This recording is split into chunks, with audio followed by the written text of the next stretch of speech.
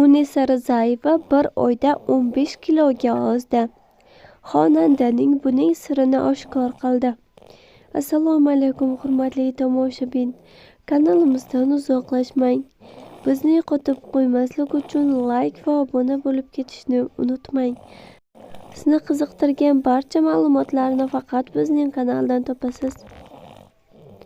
Xonanda Munisa Rizayeva tug'ruqdan so'ng tiklanish jarayonida darhol 15 kilogramm vazn tashlaganini ma'lum qildi.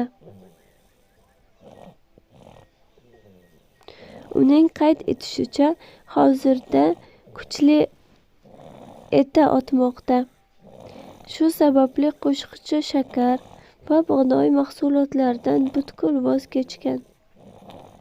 Bundan tashqari u guruch, kartoshka kabi mahsulotlarni ham iste'mol qilmayotganini alohida ta'kidlab o'tgan.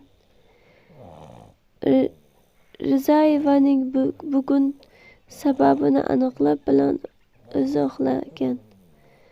Uyimda nutritsion oshpaz ishlaydi.